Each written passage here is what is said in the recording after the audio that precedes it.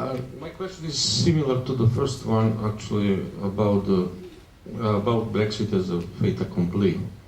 I'm wondering, I'm looking at the consequences of American elections these days, how many people oppose in American political parties, from the Democratic side.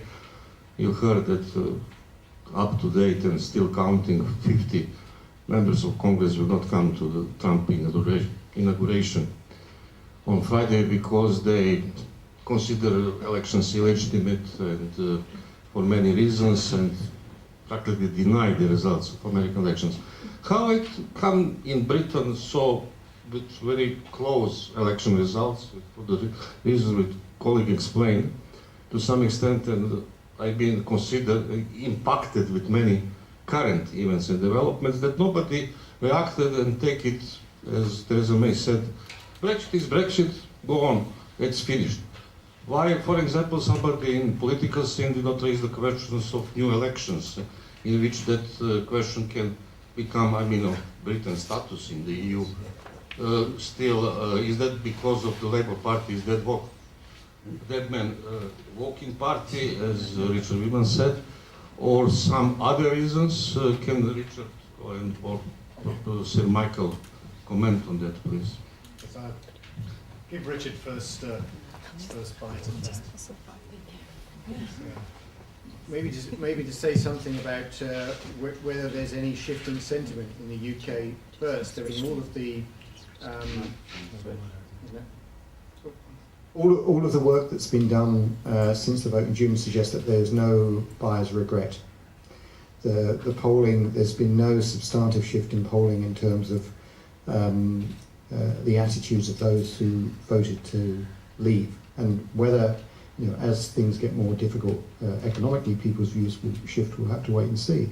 But we have at the moment a Conservative Party which I think has put its interests ahead of those of the country, frankly, which is why we got into this situation in the first place.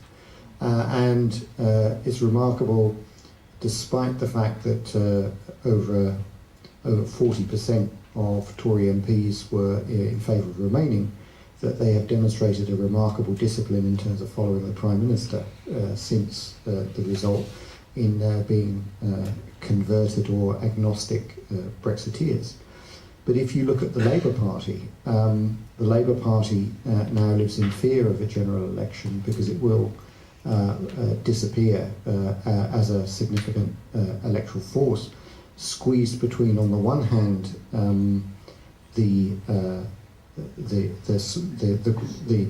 what are now the UKIP heartlands, which are Labour seats, and Labour's problem is that essentially it stands for a policy stood for a policy on Remain, where most of its electoral support are in parts of the country that voted to leave.